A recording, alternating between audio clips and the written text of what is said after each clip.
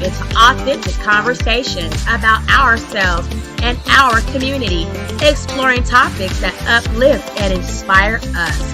From personal growth to social change. So grab your teacup and get ready to join the conversation.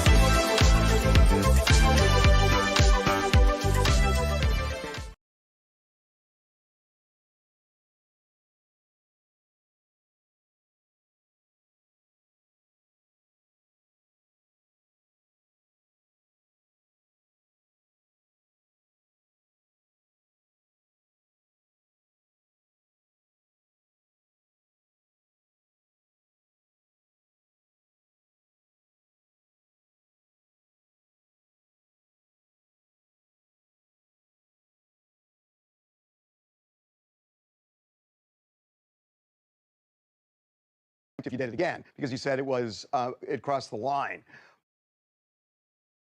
But the interesting thing is the judge said, and I'm not doing this as a shameless plug, although I could do it as a shameless plug.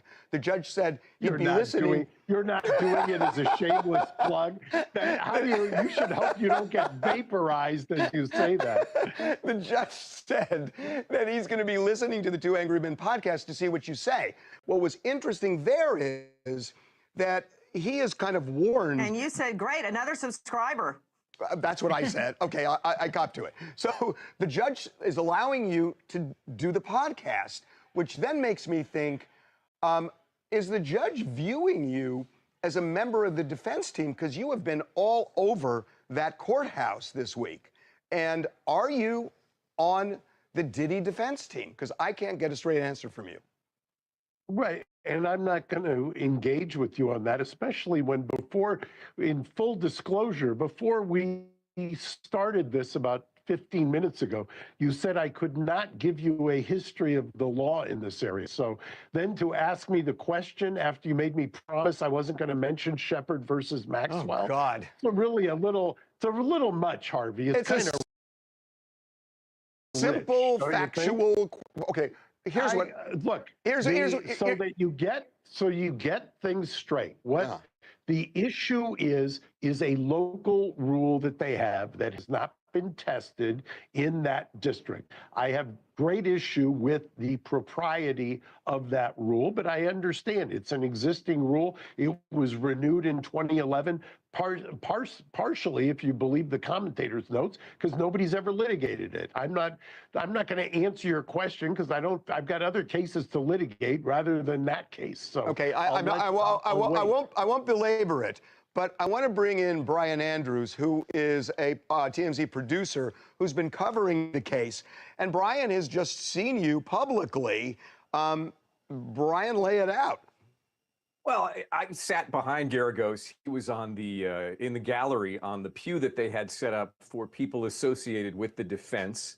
I saw Mark and his daughter down in the cafeteria on the 8th floor. By the way, Mark likes to drink, it looks like Perrier water or sparkling water.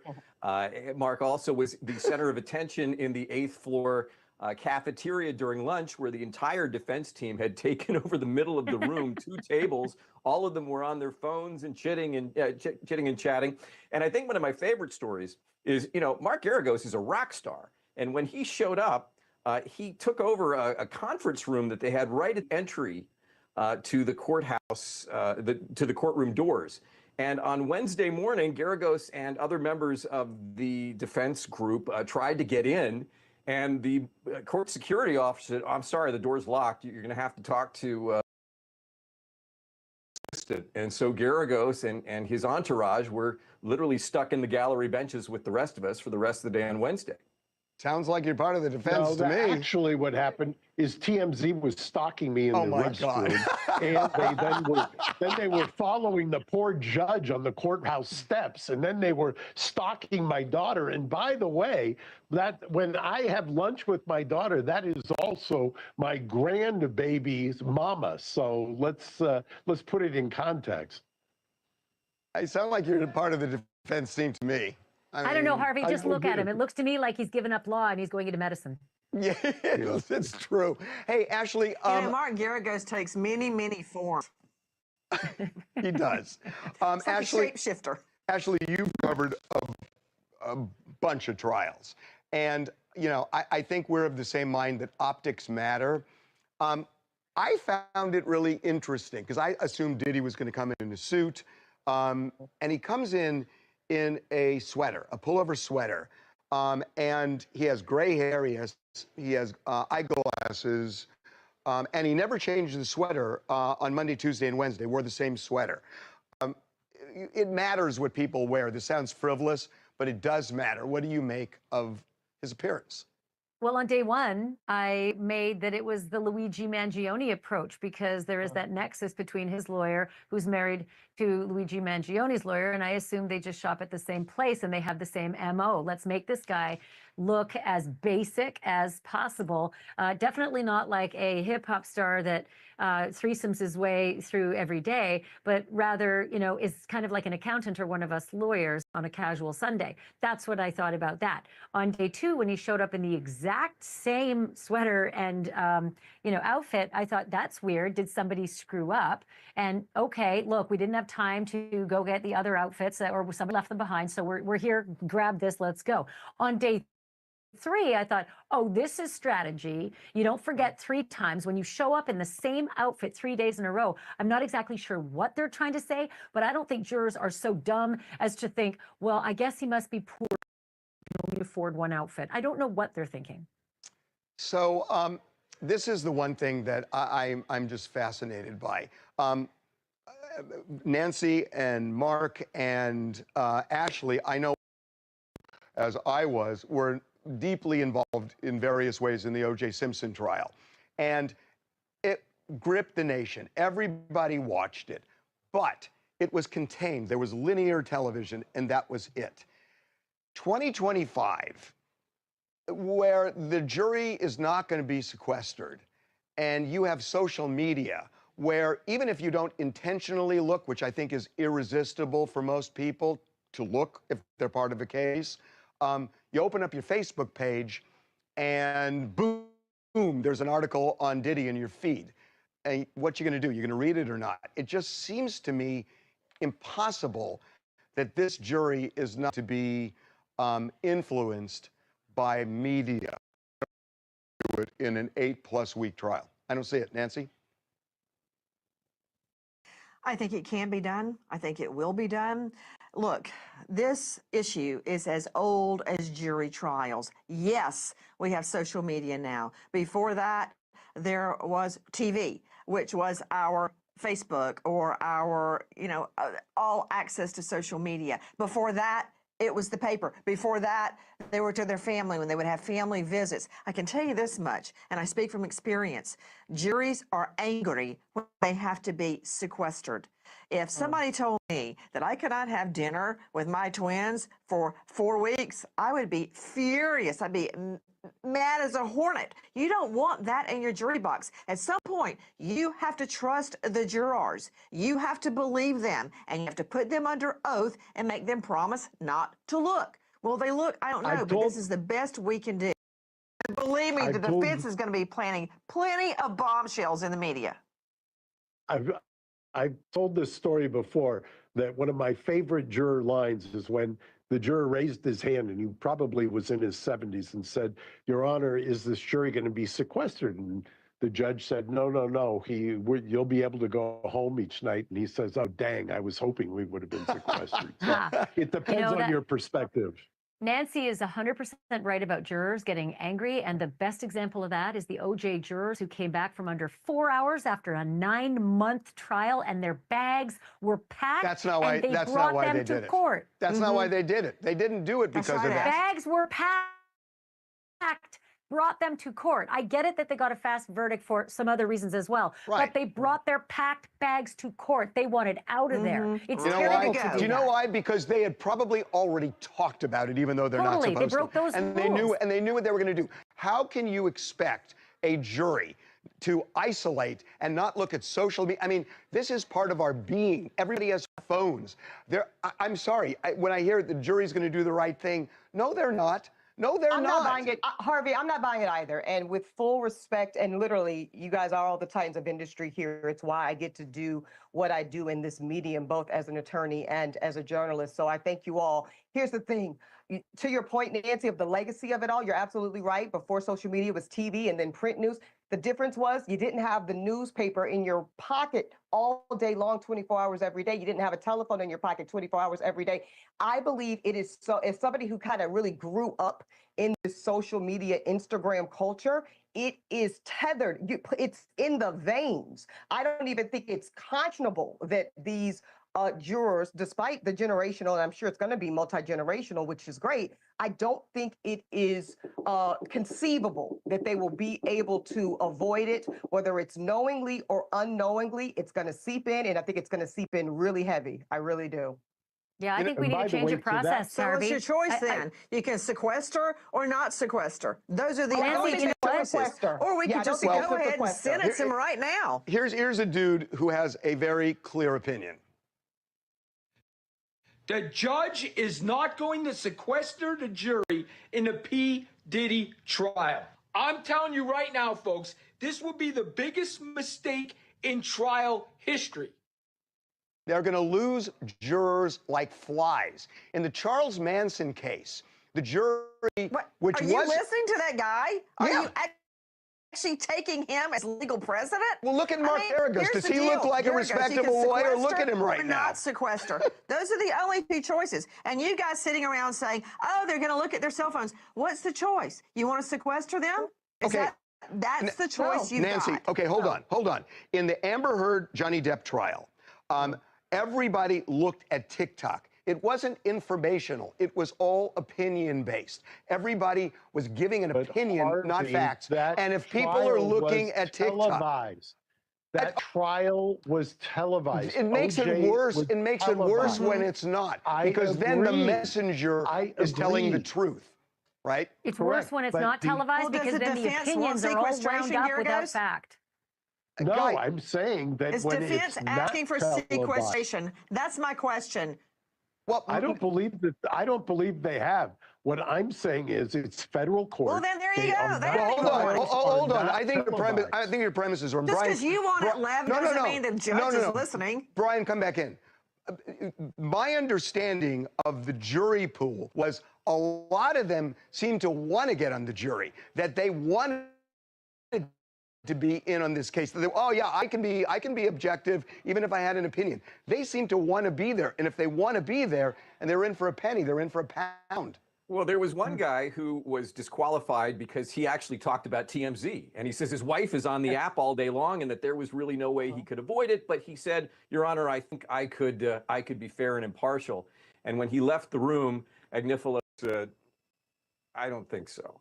So. They want to be on the jury. So if they want to be on the jury and it's 8 or 9 weeks, Nancy, O.J. Simpson was 9 months. I get it. People don't want to do it. But if you don't do it, I mean, this jury is going to be poisoned with opinions. And it's worse because it's not televised. Okay, because the person's... let me jog your memory to when you were a lawyer, okay? Remember that? I'm still a lawyer. Time warp. If the defense isn't asking for sequestration, and the state is not asking for sequestration, there's not going to be sequestration. End of issue. If the defense wants it that bad, ask for it. Okay, so let me take you back to a time that you probably weren't even born. During the Charles Manson case, the jury was sequestered. They were walking into the criminal courthouse, and there was a newsstand there. And the headline of the LA Times was, and I remember this, I was not a lawyer, I was in college. It said, Manson guilty, Nixon declares. The jury looked at that window and saw it. The judge almost declared a mistrial just for that. This will be 1,000-fold more. Thanks for watching. Remember to show your support by liking, subscribing, and sharing. It's a blessing. Keep your teacups filled and ready for my next upload. Until then, stay inspired and remember, always stay sifted.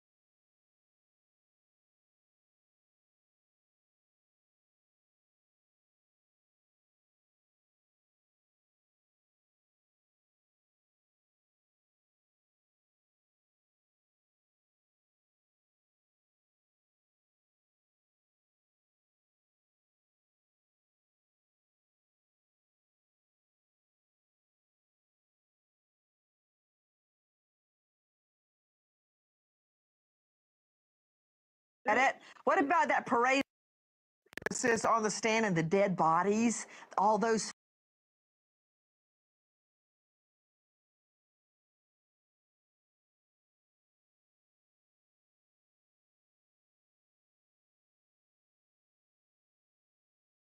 photos. Remember those in the Manson trial? That's why there was a guilty verdict. And that's why there's going to be a guilty verdict in this case, because the witnesses, the videos, all of that evidence, it's a mountain of evidence, is going to convict Sean Combs, aka Puffy, aka Puff, aka Puff Daddy, Diddy, Love, you name it. Sorry, Gary.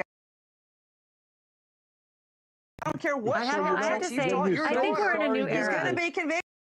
You know, the interesting thing about Nancy is you would think that she was part of the prosecution team, because apparently she's seen all the evidence, she's seen all the videos, and she already knows that it's a foregone conclusion. I would just counsel, why don't you presume innocence, which is what the judge in every trial that they're supposed to do. You can presume innocence all the way through the trial, which is what they promised to do. You can't even presume innocence all the way through the 45 minutes. Maybe it will all turn out differently than what's alleged in that indictment. You may be right, Garagos, but from what I've seen so far, yeah, just like all those guys that Levin was showing on TikTok, yeah, he's going down. You know, guys, it's fine to have the You're all here to play a game. I don't have a developed sense of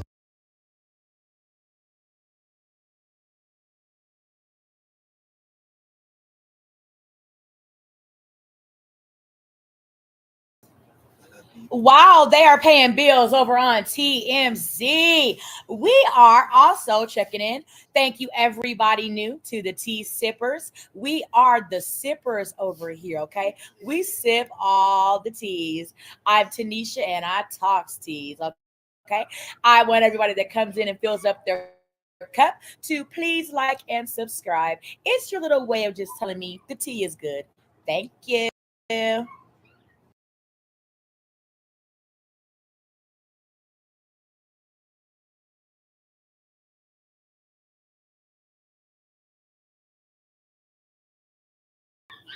They are still paying bills. Okay, over on the TMZ, United States versus Diddy. Today was his first day of his trial. Okay, the first official day kicks off today. And lots of little things have happened. Okay, you've already had the witness testify and all that good stuff, y'all. Drop y'all's tea in the chat. What do y'all think? It's going to be Diddy's fate. Just so much tea to sip, y'all. Just so much tea to sip. And we're back up. And they say they're going to wheel him in a wheelchair with a neck brace. Ashley. Yeah, what I think is really critical in this day and age, and I think Ebony, hit the nail on the head. She said she grew up in the Instagram era, and now everyone is in it, whether you grew up in it or not. And the truth is, it's the real world now, and it is a whole different world. And the all court needs to get more progressive in dealing with the realities of, it doesn't matter if you sequester someone or not. This stuff is going to always be out there at this point. And the problem is, you and I, all of us, we get it. We know how important it is not to look at something, not to assume that something on Instagram is fact. It's just a moron who has a microphone. But the problem is they don't. People who watch Instagram cite it as fact. You know it because you've seen it now for years and years. And so the court needs to accommodate for this. I don't know what the answer is, but I think the answer needs to be probed, and we need to start accommodating for who these jurors are and what they see and whether they can be disabused of it when they come back into the courtroom every day. How do you disabuse? I don't get it. If you're looking at TikTok and people are not presenting information, they're advocates on all sides. They're advocates. That's what TikTok is. That's what Instagram is. So how do you disabuse when people are drawing conclusions at the end of each day after they've heard testimony? I think it's impossible. Well, so here's the thing that I think we all remember from our earliest iterations of learning legal practice, and that is that the law is always playing catch to whatever technology is advancing at the time. And unfortunately for this particular moment, it's beyond the pale, right? Because we're talking about social media and Instagram, and that's one thing. TikTok, one thing. Idiots with microphones, that's one thing. Ashley, you're absolutely right. The AI of it all, which we haven't even gotten to, right? The fact that people can now configure completely fictitious things that look very real by way of video, by way of voiceovers. I mean, it is downright scary as to just how far this technology can go and be very compelling and very convincing, and how to get in front of it. That is way beyond my pay grade. Well, and I'm gonna, Harvey gets mad when I say this, but the current law, and to Ebony's point, is 50 to 60 years behind the times. It was designed to protect a defendant's right to a fair trial. It's been turned on its head. In that particular district, the Sarah Palin case was reversed because the circuit found that people got breaking news alerts while they were deliberating. That's a real problem. And at some point, the U.S. Supreme Court is going to have to decide what's more important, the First or the Sixth Amendment. Supreme Court said, well, I mean, I think the First Amendment. I mean, they call it a preferred position. I don't know. I think at a certain point, I think a defendant's rights really important. Yep, I think so too. I think you're going to find that when they grapple with it, they say no. At certain points, takes precedence. Okay, we're out of time. Can we at least all agree on one thing? If Geragos does show up in court next week, press your suit. Please, no medical outfit. Yeah, really. Now, I want him to wear the scrubs he's wearing right now. Okay, guys. Why? We love you. You know why. Thank you, Nancy Kerrigan. We will see you guys next week. Thanks a lot. As we end the week and everybody gets ready for opening statements on Monday and then testimony, notably Cassie Ventura's testimony, we are going to talk about what happened, what is going to happen, and some inside information that we got about the case. All right, so we just paid some homage to TMZ United States versus Diddy. Okay, let's see if TMZ has anything else. The disconnect between the public perception and the publicly filed indictment may be one of the largest chasms I've ever seen in the last 40 years. So we're doing all Diddy stuff. I've already covered, Diddy trial stuff. I've already covered the downfall of Diddy. So you guys can go back on my page. That will negate any if it's not on YouTube, then it's on Facebook, okay? If all the Let's continue to sip tea from Diddy. Proof and argument when they put this thing up for trial.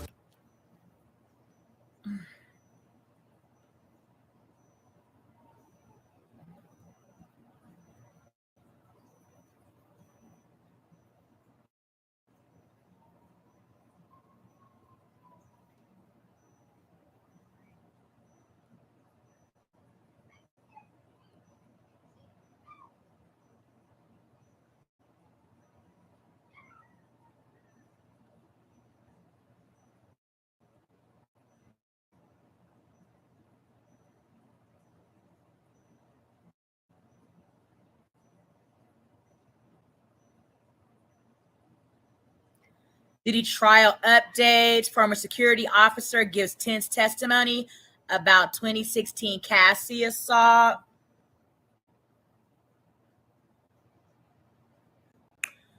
Lawyers on both sides of Sean Diddy Combs. Sweeping federal sex crimes trial delivered their opening statements on May 12th today, and jurors heard from the first witnesses in the case who testified about violent incidents stretching over the years. Prosecutors allege Combs lured women into romantic relationships, forced them to take part in days of drug-fueled sex parties, and blackmailed them with videos he recorded of the encounters. Start the day smarter. Combs viciously attacked women when they resisted taking part in the parties, known as the freak offs, or otherwise upset him. Prosecutor Emily Johnson said during her opening statement in Manhattan Federal Court, they will tell you about some of the most painful experiences in their lives. The days they spend in hotel rooms, high on drugs, dressed in costumes to perform the defendant's sexual fantasies, Johnson said. Later, the Bad Boy Records founder's defense lawyer, Tony Garagos, that's the guy that we just saw on TMZ, countered that prosecutors, one second.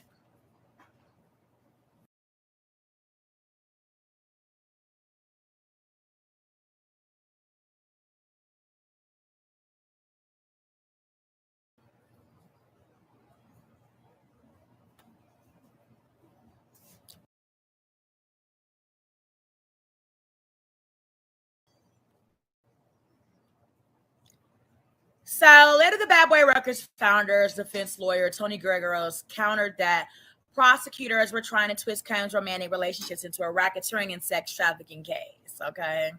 So they're saying that, of course, whatever went on with Cassie, that's what that was, and it wasn't sex trafficking or racketeering. He's a complicated man, but this is not a complicated case. The case is about voluntary choices made by capable adults in consensual relationships, says Geragos. He told the jurors. Combs faces sex trafficking, racketeering, and transportation to engage in prostitution charges. He has pled not guilty. One factor remained constant during the jury selection process. Potential jurors told the court over and over again that they seen the much talked about video that allegedly shows Combs beating, kicking, and dragging his ex, Cassie Ventura, fine. After opening statements to 12 jurors and 6 alternates heard from the prosecution's first witness, Israel Flores, a former security guard who testified he received a call for help after the incident in 2016. They later heard from Daniel Phillip, a man who said he saw Combs physically abuse Ventura Fine and who told the court he was paid to have sex with her. Whoa. Daniel Phillip said, a man who said he saw Combs physically abuse Ventura Fine, and he also told the court that he was paid to have sex with her. Girl, stop it.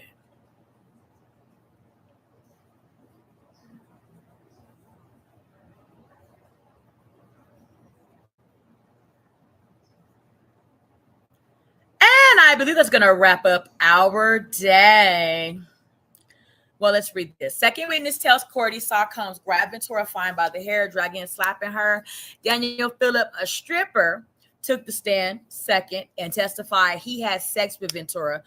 Whoa, Fine for money multiple times in 2012, 2013. While Combs watched and masturbated. The prosecution's second witness recounted an episode in a New York City hotel where Combs threw a liquor bottle in Ventura's direction, grabbed her by the hair, and dragged her screaming into another room where he heard Combs shouting and slapping Ventura around.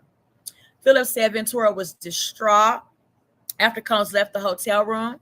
She literally jumped into my lap as she was shaking. Like literally, her whole entire body was shaking. She was terrified, he testified. Defense presses the first witness intense cross-examination. During cross-examination, Combs' defense attorneys questioned why Flores did not mention the fact that Cassie had a purple eye in his hotel incident report, nor Combs telling her, "You're not leaving." He filled out the report in his capacity as a now former security guard at the Los Angeles hotel, where video captured the music mogul appearing to beat then-girlfriend Ventura Fine. The opposite is in your report, the defense said, citing the report as saying that Miss CC was told to leave by Mr. Combs, and she did just that. The defense also questioned why other details Flores testified about, such as seeing a man sitting on the bed in Combs' room, were not in the incident report, and asked repeatedly how and why he remembers this information now. Flores said some of these details seemed unimportant to include in the report after the defense asked why law enforcement was not called, Flores said that Cassie told him not to do it. If she refused, that's where it ends. He said, we offered and they said no. Hotel security officer details 2016 Cassie assault. During court testimony, Flores detailed Combs' alleged 2016 assault on Ventura Fine at a LA hotel, which resurfaced in the leaked footage in the incident on May 24, 2024. Flores, who worked as an assistant director at the now closed Intercontinental Hotel, said he received a call in the morning of March 5th, 2016 about a woman in distress. He also said he saw security camera footage of a man later identified as Combs pacing back and forth in the hallway. The prosecution played the hotel security footage multiple times, first in full and then slowed down and broken into multiple parts, including Combs stalking the hallway, Cassie trying to put on shoes, and Combs striking her back, kicking her repeatedly, and dragging her back into the room. When Flores arrived at the hotel's floor, the security officer alleged he saw Combs wearing a towel and socks while Ventura Fine Cassie, who was clad in a sweatshirt, was huddled in the corner, hiding her face. The remnants of a shattered flower vase lay on the floor. He added, regarding the pair's demeanor, Flores said Ventura Fine Cassie looked scared and that Combs gave him a devilish stare upon his arrival. Flores testified that Ventura Fine Cassie just wanted to gather her belongings, a phone and a bag, and leave. Combs then allegedly attempted to stop Cassie's departure, telling her, "You're not going to leave." Flores said he escorted Combs back to his room and told him the damages from the incident would be charged to his room, after which Combs allegedly offered him a stack of money in exchange for staying silent about the altercation. Flores testified he declined the offer. Okay. Of Ventura Fine's injuries, Flores noted that the woman had a purple eye as she walked to the valet area of the hotel. When the security officer offered to call law enforcement, Flores said Ventura Fine Cassie told him she just wanted to leave. Afterward, he said Cassie met with a 7-foot-tall driver who asked her to come with him. So, okay, that was the first witness testimony of the security guard at the Intercontinental Hotel, once was, no longer there, where the incident took place of him beating Cassie, okay? So, apparently Cassie's husband was... Thanks for watching. Remember to show your support by liking, subscribing, and sharing. It's a blessing. Keep your teacups filled and ready for my next upload. Until then, stay inspired and remember, always stay sifted.